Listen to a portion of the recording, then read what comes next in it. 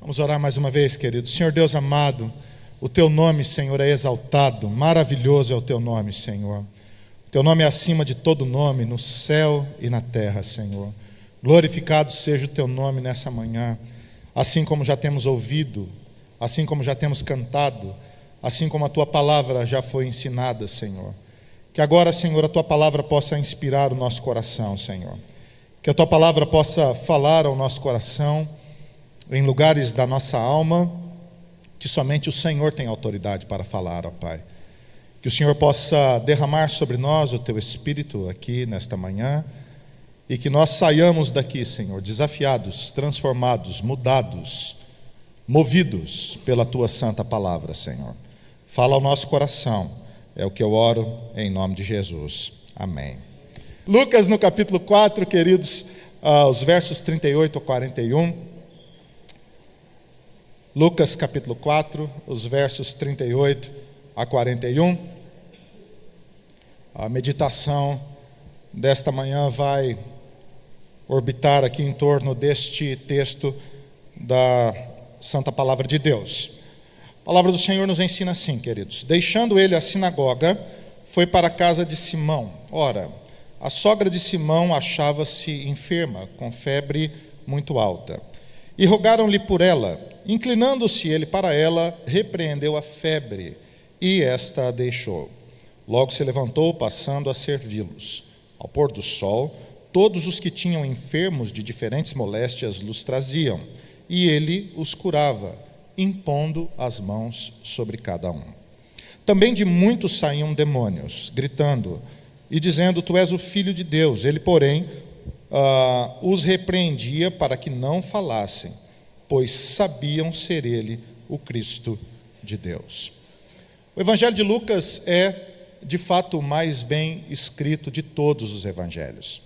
Nós temos 3 evangelhos sinóticos, ou seja, que têm a mesma ótica, 3 evangelhos que narram basicamente as mesmas passagens, as mesmas narrativas a respeito de Cristo Jesus. São eles Mateus, Marcos e Lucas. A fonte mais antiga, o evangelho mais antigo, o evangelho de Marcos, que serve como base para Mateus e para Lucas. Lucas é o bem mais educado de todos aqueles que escrevem os evangelhos, e por isso ele escreve o evangelho com o grego mais rebuscado, ele escreve o evangelho com mais profundidade linguística, e também o evangelho que tem mais detalhes acerca das narrativas com respeito a Cristo Jesus. Ele escreve tanto o evangelho quanto o que para mim é o 5º evangelho. Os estudantes ou os estudiosos, os acadêmicos literários classificam o livro de Atos como um livro histórico. Eu costumo pensar, a partir da minha formação hermenêutica, que Atos é também evangelho, ou seja, é a narrativa do evangelho, agora não mais com a presença física de Jesus, mas é Jesus espiritualmente no coração da igreja, e o mesmo Cristo que está em ação nos evangelhos, está agora em ação em toda a terra, através da igreja do Senhor e da multiplicidade, da diversidade, da expansão do ministério da igreja por todo canto que havia. Lucas escreve tanto o evangelho quanto Atos a Teófilo. É a Teófilo que ele escreve. Ele diz: querido Teófilo, eu decidi escrever de maneira organizada e de maneira que você possa entender a obra, o ministério, a vida de Cristo Jesus, este evangelho, esta boa notícia. Os comentaristas divergem com respeito a quem seria Teófilo. A primeira categoria dos comentaristas diz que Teófilo talvez fosse uma referência a todos os amigos de Deus. Theos, em grego, Deus. Philos, amigo. Então, a todos os teófilos, a todos os amigos de Deus, é a estes que ele escreve o Evangelho. Então, nesta linha de leitura do Evangelho, Teófilo não seria uma pessoa, alguém, mas seriam todos aqueles filhos de Deus espalhados pela face da terra. Uma outra linha de comentaristas vai dizer que Teófilo era de fato uma pessoa, alguém a quem Lucas queria muito bem, e ele gostaria de escrever então o Evangelho para que este amigo especificamente fosse orientado acerca de Cristo Jesus. Para mim, as duas vertentes são de fato interessantes e possíveis, porque elas preservam o mesmo fato.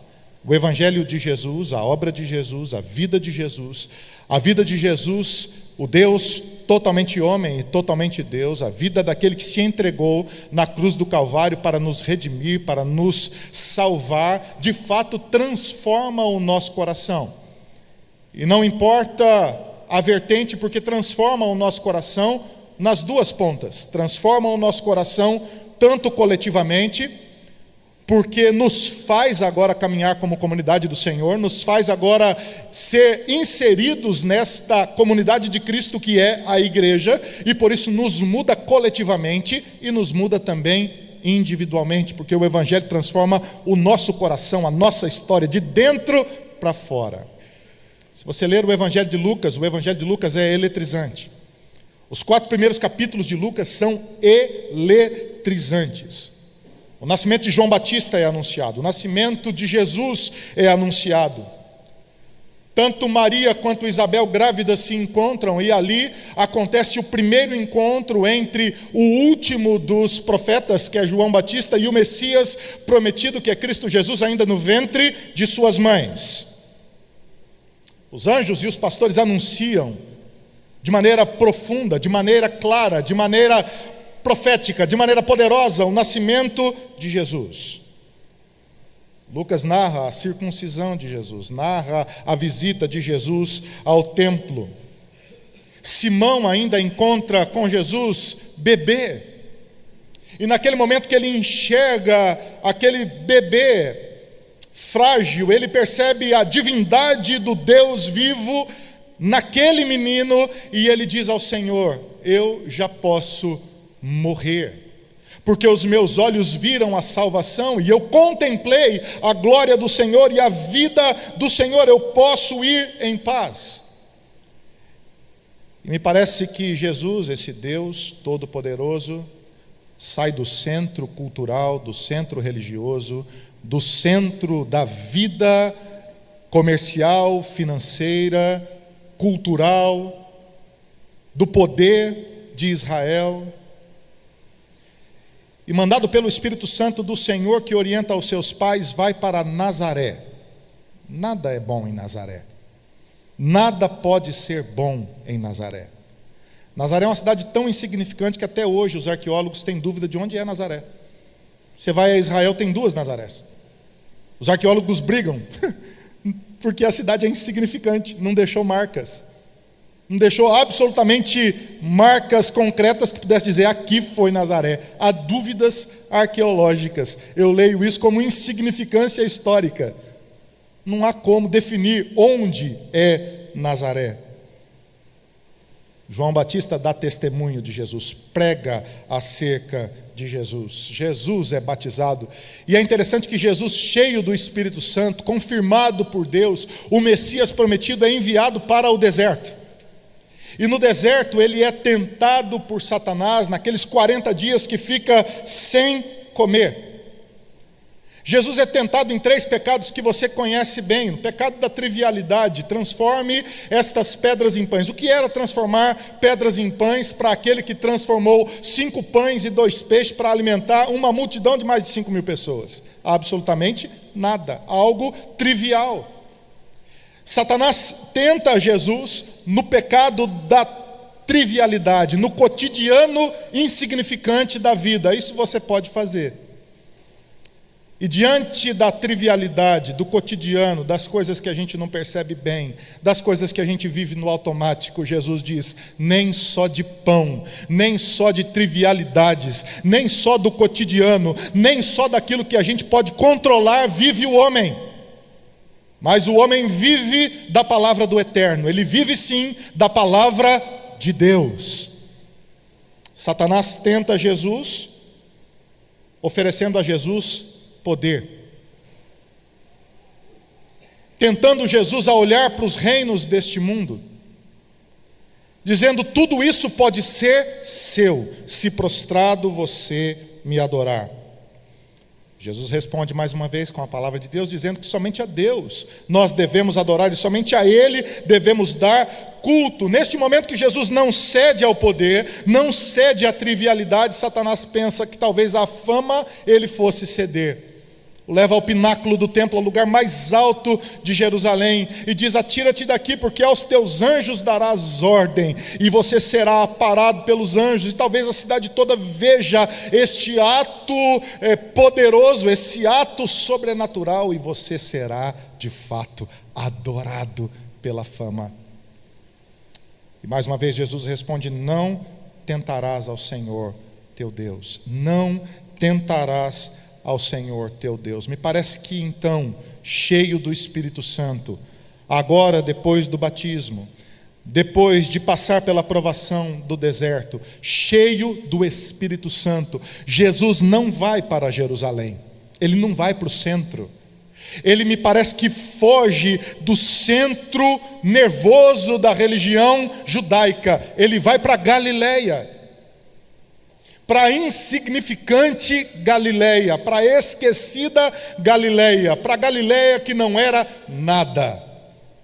Jesus vai para a Galileia cheio do Espírito Santo, e de uma maneira eletrizante. Lucas vai narrando que ele passava pelas sinagogas, ensinava o evangelho, sua fama correu por toda a circunvizinhança, e todos glorificavam ao Senhor. Como pode um rabino do interior falar como esse homem fala, curar as pessoas que ele cura? Parece que há autoridade naquilo que ele diz. Jesus vai a Nazaré, ele volta à sua cidade, e você precisa se lembrar que Jesus em Nazaré é filho do carpinteiro José, é filho do seu Zé e da dona Maria. Ele não é absolutamente nada diferente do que nenhum outro habitante de Nazaré. Uma família simples, uma cidade simples, e Jesus vai à sinagoga.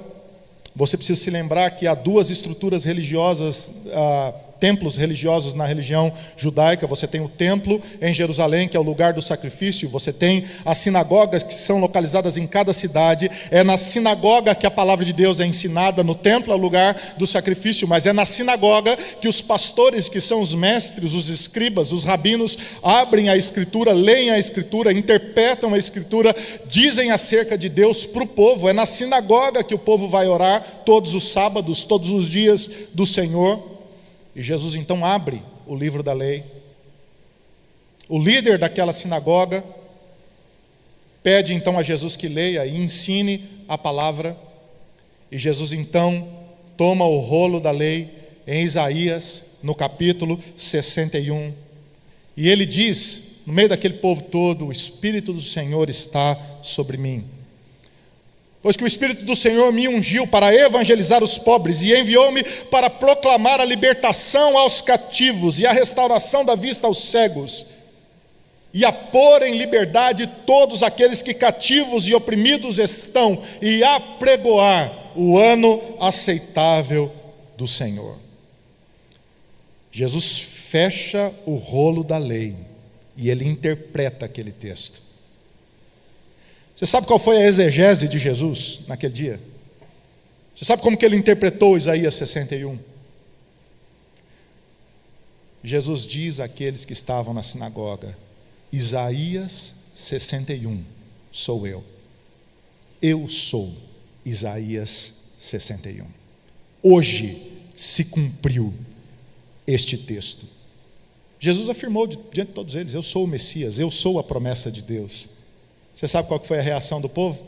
Eles expulsaram Jesus da sinagoga, eles expulsaram Jesus da cidade, tentaram matar Jesus. Jesus, retirado pelo Espírito Santo, sai de Nazaré, e me parece que o Espírito Santo o impele a ir a Cafarnaum, e de Cafarnaum pregar o evangelho a todo canto que havia na Galileia. E Jesus então vai de cidade em cidade, de vila em vila, ele vai de lugarejo em lugarejo, proclamando o evangelho do Senhor. As pessoas são curadas, demônios são expulsos, as pessoas são restauradas, a autoridade de Deus está sobre Cristo. Quando ele prega, o coração das pessoas se aquece. Quando ele fala, as pessoas se encontram com Deus. Quando ele diz que Deus está ali, as pessoas sentem Deus no seu coração. A presença de Deus enche as sinagogas que antes eram lugares religiosos, mas que agora é o lugar da visitação de Deus.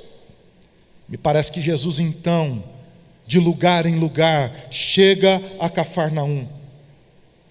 E em Cafarnaum, no texto logo anterior ao texto que nós lemos, duas palavras me chamam a atenção. O texto diz que as pessoas ficaram maravilhadas pelo ensino de Jesus. Grandemente admirados é a segunda palavra. Enquanto Jesus proclama o evangelho, enquanto Jesus interpreta a palavra de Deus, as pessoas ficam maravilhadas. O termo significa, no original, surpreso, pego de surpresa. É uma palavra militar. Um golpe foi desferido sem que eles percebessem, um ataque surpresa. É como se você fosse pego de surpresa. Ele pregou e as pessoas não entenderam o que estava acontecendo, mas de repente eles foram pegos de surpresa. Foram surpreendidos porque aquilo atingiu direto o seu coração. Nunca esperavam ouvir um ensino como aquele ensinado por Jesus. Nunca esperavam ouvir. A segunda reação do povo naquela sinagoga eles ficaram grandemente admirados. E estar grandemente admirado aqui, tambos, no grego, significa estar imóvel, estático, paralisados. É como se eles dissessem: que palavra é essa? Que poder é esse? O que está acontecendo aqui? Porque no meio da pregação de Jesus, um demônio se manifestou. E antigamente eles não sabiam o que fazer com isso. Já aconteceu alguma coisa na sua vida que você não sabia o que fazer? Que ninguém sabia o que fazer? Jesus sabia o que fazer. Ele então, na autoridade do Espírito Santo, do seu próprio nome, do Pai, do Filho e do Espírito Santo, expulsa aquele demônio. As pessoas ficam paralisadas, em silêncio, elas não entendem o que está acontecendo. Toda essa narrativa, irmão, me ensina uma coisa: que o evangelho de Jesus, que a vida de Jesus, que a presença de Jesus entre nós gera uma dinâmica em nós, gera um resultado na nossa vida. O evangelho nos transforma. A presença de Jesus não permite que nós sejamos os mesmos. A presença de Jesus mudou a Galileia, mudou a cidade de Nazaré, mudou a cidade de Cafarnaum, futuramente mudou o centro da religião judaica, Jerusalém, e através do ministério da igreja mudou toda a terra. Muda a configuração, o coração, a dinâmica, o estilo de vida, muda tudo. O que o evangelho provoca? O que a presença de Jesus provoca? Enquanto lia Lucas mais detalhadamente, eu percebi que Jesus vai a 19 banquetes em Lucas. Ele promove ou vai ou fala de 19 banquetes em Lucas. Ele visita 11 casas. E essas famílias visitadas por Jesus nunca mais foram as mesmas. Nunca mais foram as mesmas. Eu fiquei tão impressionado com isso, eu estou terminando de escrever um livro agora sobre as casas que Jesus visitou. As casas que Jesus visitou. Um amigo me disse assim, eu perguntei para ele, falei: rapaz, que nome que eu ponho nesse livro? Ele disse: Entra na minha casa. Nome bom, hein? Entra na minha casa. Eu falei: ó, entra na minha vida, mexe com a minha estrutura. As casas que Jesus visitou. Porque famílias que são visitadas por Jesus, elas não são mais as mesmas. Quando Jesus entra numa casa, Aquela casa é transformada, a dinâmica da casa é transformada, a vida daquela casa é transformada, marido é transformado, esposa é transformada, filhos são transformados, relacionamentos são transformados por causa da visita de Jesus. Toda essa dinâmica do evangelho, toda essa dinâmica do ministério, toda essa ação de Cristo transforma a sua vida, transforma o seu coração, transforma os seus filhos, transforma a sua casa, transforma a sua vida. Qual é a dinâmica então do ministério de Cristo neste texto que nós lemos? São três. A primeira é: Jesus vai da sinagoga para casa. O texto diz assim: deixando ele a sinagoga, foi para a casa de Simão. A palavra deixar aqui significa se levantar. Os rabinos ensinavam assentados. E Jesus termina de ensinar então aquele texto e ele se levanta. E aqui então o verbo deixar é sinônimo de se levantar. Ele se levanta, sai da sinagoga e vai à casa de Pedro. Para aqueles que visitaram a cidade de Cafarnaum, a sinagoga ainda está lá. E a possível casa de Pedro, eu tenho lá minhas dúvidas, mas os arqueólogos dizem que ok. Ele foi divinamente dito que é ali, mas enfim, é do lado. A casa de Pedro é uma casa próxima à sinagoga. E Jesus sai da sinagoga e vai para a casa de Pedro. Existe aqui uma dinâmica. Qual é a dinâmica? Presta atenção, querido. Tudo o que acontece no templo deve acontecer também em casa. O mesmo Jesus que está no templo também está em casa. A mesma ação de Deus que acontece aqui na reunião da comunidade de Jesus deve acontecer também na família daqueles que são filhos de Deus em Cristo Jesus. Há algumas atitudes de Jesus aqui. Primeiro, que Jesus visita Pedro antes de Pedro ser apóstolo. Na narrativa de Lucas, Pedro não é discípulo de Jesus ainda. Jesus não o convidou ainda para que o seguisse. E Jesus investe na vida de Pedro quando Pedro era absolutamente nada. Absolutamente ninguém na ordem do dia. Pedro era casado, pois a sogra dele estava enferma. É um dado óbvio, mas é relevante para o texto que nós lemos. Jesus visita a vida de alguém que não é absolutamente ninguém na ordem do dia ainda. E ele investe na vida de Pedro quando Pedro ainda não era discípulo. Ou seja, antes que Pedro percebesse, Jesus já tinha um plano para a sua vida. Antes que Pedro tivesse noção, na eternidade, a iniciativa dessa reconciliação parte de Deus na direção de Pedro. Na soberania de Deus, é Jesus quem decide, visitar Pedro, antes que Pedro percebesse quem era Jesus. Este mesmo Pedro, um homem iletrado, rude, afoito, um pescador, sócio numa pequena companhia de pesca, juntamente com André, João e Tiago. Alguém que trabalhava duro para ganhar pouco, de uma cidade pequena, de uma região insignificante. Alguém que aos olhos da sociedade não era absolutamente ninguém. Que aos olhos da religião não era absolutamente ninguém, pois nem na sinagoga de Cafarnaum ele era alguma coisa. E o texto de Lucas deixa claro, porque Jesus vai convivendo com pessoas em Cafarnaum. Jairo, por exemplo, era chefe da sinagoga. Pedro não é nem citado na sinagoga. E é na casa deste ninguém que Jesus decide fazer a sua visita e transformar a vida deste homem. É interessante que Jesus transforma Pedro de pescador de peixes a pescador de homens, de um homem simples a um grande líder, de um grande líder a um grande pregador, de um grande pregador a um grande apóstolo, e juntamente com João e Tiago, eles se tornam líderes da igreja de Jerusalém, e eles então aprovam a pregação do evangelho para todo mundo que havia. Deus dá visões fantásticas a Pedro e transforma aquele homem rude num instrumento para a transformação de milhares de pessoas. Querido, é isso que Jesus faz. Qual é a dinâmica de Jesus? Jesus entra na sua vida, na sua casa,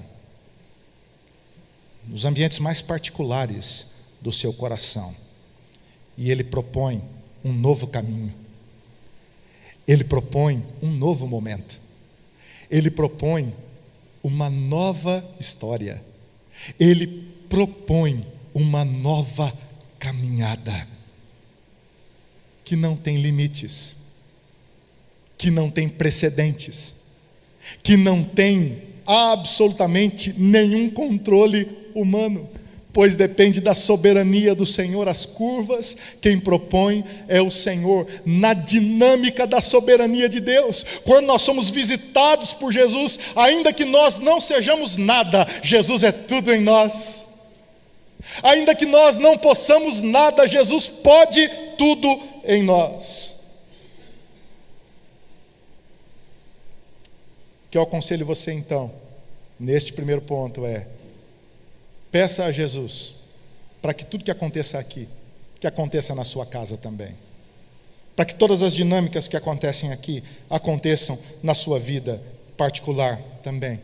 Segundo lugar, a segunda dinâmica que esse ministério de Jesus provoca em nossas vidas: da enfermidade para a cura, da sinagoga para a casa, da enfermidade para a cura. Jesus chega à casa de Pedro e encontra um ambiente cheio de enfermidade. A sogra de Pedro está enferma, ela está acamada, ela está com uma febre alta, ela está prestes a morrer, provavelmente uma infecção, eu não sei, ela não tem remédio que a cure, ela já está totalmente prostrada, não tem mais jeito de resolver aquela febre, e Jesus então encontra um ambiente desorganizado, afetado pela enfermidade.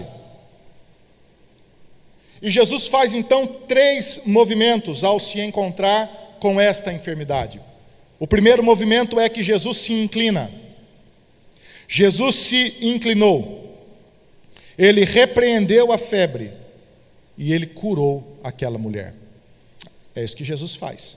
Ele encontra um ambiente desorganizado, um ambiente afetado pela enfermidade. Você já teve sua vida afetada por um fator externo, por um fator fora do seu controle, por algo que desorganizou a sua vida? É assim que Jesus encontrou a casa de Pedro. E nesse momento Jesus se inclina, ou seja, ele presta atenção no que está acontecendo. Ele olha para a dinâmica da casa e vê que tem alguém ali que está enfermo.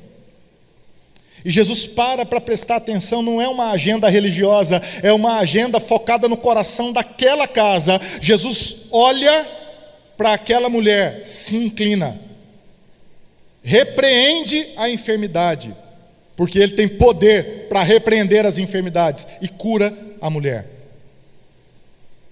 Aquela mulher, ela passa então de enferma a curada, de alguém prostrado a alguém de pé, de alguém que estava sem esperança a alguém que foi esperançado pela presença do Eterno, de alguém que não tinha perspectiva, que estava totalmente entregue àquela situação que a prostrava, a alguém agora que foi transformado pela visita de Jesus. Não é fantástico isso, irmão? Não é isso algo fantástico? Pois é exatamente isso que Jesus faz. Quando o Senhor nos visita, nós somos curados. Antes nós andávamos nas trevas, mas agora andamos na luz. Antes nós andávamos perdidos em nossos próprios delitos, em nossos próprios pecados, mas agora nós fomos encontrados pelo Senhor, e encontrados pelo Senhor fomos transformados por esse amor que mudou a dinâmica da nossa vida. Eu não preciso mais andar prostrado, eu não preciso mais andar submisso às minhas enfermidades, eu não preciso mais andar submisso ao pecado, porque a presença de Jesus me libertou. Porque por um ato soberano da vontade de Deus, Ele tomou a decisão de me visitar, de se inclinar a mim, mesmo sendo eu tão insignificante como sou, e transformar a minha vida para a sua glória. Em terceiro e último lugar, da cura para o serviço. O texto diz que aquela mulher então se levantou. Olhe para o versículo, final do versículo 39. Logo se levantou e passando a servi-los. Ela está prostrada. Agora ela não está apenas curada, mas ela está servindo. E é interessante que ela não está servindo quem ela quer, mas ela está servindo aqueles que são servidos pelo ministério de Jesus. Porque as pessoas que percebem que Jesus estava na sinagoga e que agora está na casa de Pedro, e eles percebem, que o que Jesus está fazendo na casa de Pedro é a mesma coisa que Jesus fazia na sinagoga, eles vão para a casa de Pedro. Você percebe a dinâmica? Tudo que acontecia no templo está acontecendo na casa de Pedro. Jesus está ensinando, as pessoas estão sendo curadas, as pessoas estão sendo transformadas. E elas vão chegando até a casa de Pedro, e quem as espera? A sogra de Pedro, que antes estava enferma, que agora foi curada, e que não tomou aquela cura como uma vantagem pessoal, mas tomou aquela cura como uma oportunidade para servir as pessoas que são amadas por Jesus. Você consegue perceber isso na sua vida e na minha vida? Você consegue perceber por que Jesus transforma as nossas vidas?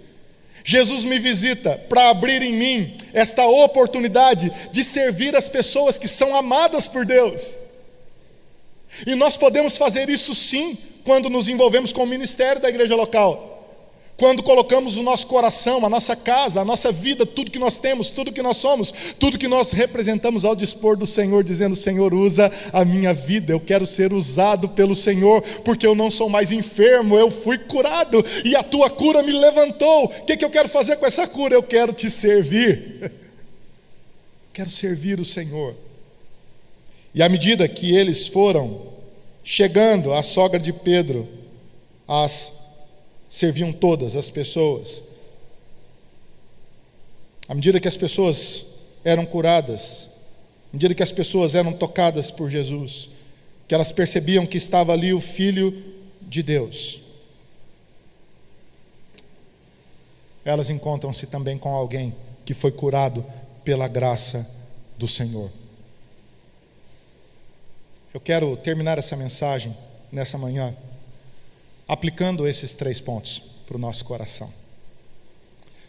Em primeiro lugar, nós precisamos, queridos irmãos, nós precisamos dar um passo nas nossas vidas como filhos de Deus e envolver na conta do ser cristão a nossa casa.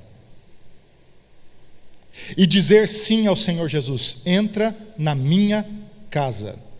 Porque o que muda, queridos, a família, não é o recurso financeiro, não é o lugar onde seu filho estuda, não é a condição que você tem ou deixa de ter, não é a sua profissão, não é. Isso tudo é bênção do Senhor, mas não são esses os fatores determinantes. O que muda o coração é a pessoa de Cristo Jesus, que entra no coração do seu filho, e o seu filho que antes não era, passa a ser, porque o Senhor o visitou, e ele foi transformado, porque o seu casamento foi visitado, a sua vida foi visitada. Essa é a primeira oração que você precisa fazer nessa manhã: entra, Senhor, na minha casa. Em segundo lugar, nós precisamos agir como gente que foi curada por Jesus. Amém, queridos? Gente que foi curada por Jesus. Eu sou filho de uma família de pais separados. Minha mãe separou do meu pai na década de 80. Era uma vergonha para uma mulher, na década de 80, criar o seu filho sozinha.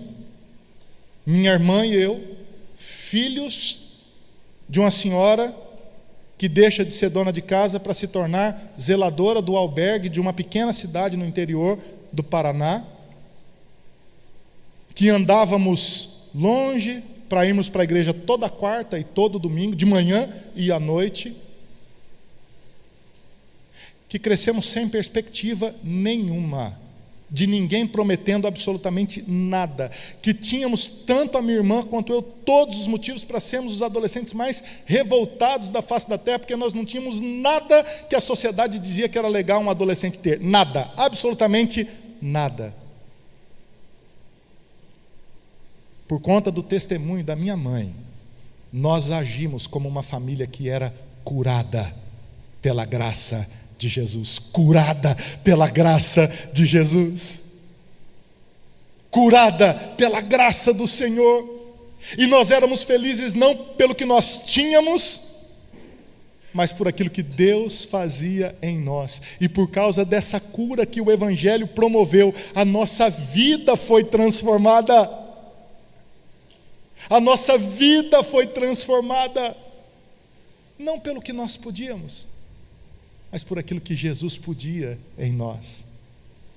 Em terceiro e último lugar, gente curada, queridos, é gente que serve, é gente que coloca tudo nas mãos do Senhor, é gente que não retém a bênção, numa linguagem bem evangélica, não retém a bênção do Senhor. Em tudo que ele é abençoado, ele abençoa também. Em tudo que ele recebe, ele também oferta. Servir as pessoas, abrir o coração, abrir a vida e dizer: Senhor, nem que for um copo d'água no oceano, o meu copo d'água eu quero jogar, está aqui, Senhor, a minha parte eu quero fazer, porque eu sou curado em nome de Jesus. Eu não sou mais enfermo, eu sou curado, e se eu sou curado não é só para o meu prazer, é para a glória do nome do Senhor.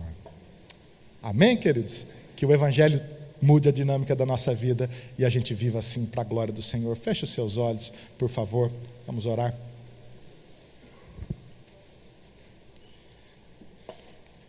Obrigado, Senhor Deus amado, pela Tua palavra. Obrigado, Senhor, por aquilo que o Evangelho provoca em nós, ó Pai. O Evangelho não apenas nos impressiona, o Evangelho nos transforma, Senhor. O Evangelho não apenas nos diz coisas, mas ele nos visita. O Evangelho não apenas nos visita, mas ele nos propõe um caminho, uma caminhada. E nessa manhã, Senhor, eu quero pedir que o Senhor possa falar em áreas da nossa vida que precisam ser transformadas, Pai. E se há pessoas aqui nesta manhã que ainda não se veem como pessoas visitadas pelo Senhor, que o Senhor as visite, Pai, em nome de Jesus. Que assim como naquela sinagoga em Cafarnaum, eles sintam o seu coração aquecidos pela Tua palavra nessa manhã. Mesmo que eles não saibam o que é, mesmo que eles não saibam quem é, que o Senhor se revele a eles, ó Pai, em nome de Jesus. Se há pessoas aqui nesta manhã que estão enfermas, ó Pai, enfermas pela vida, enfermadas pelas situações que acometeram seus relacionamentos, a sua história, enfermadas, Senhor, fisicamente, que o Senhor as cure em nome de Jesus, ó Pai. E que essa cura possa levantar essas pessoas para um novo momento, Pai, em nome de Jesus. Não mais um momento de prostração, não mais um momento de murmuração, não mais um momento de enfermidade, mas um novo tempo de cura, Pai, em nome de Jesus, ó Pai. Esta cura do Espírito, essa cura da alma, essa cura que levanta o coração, ó Deus. Se há pessoas nesta manhã que foram curadas, mas que encontram, Senhor, questionamentos no seu coração, e que tem dificuldades para servir o Senhor, que o Senhor abra muitas portas, ó Pai, em nome de Jesus.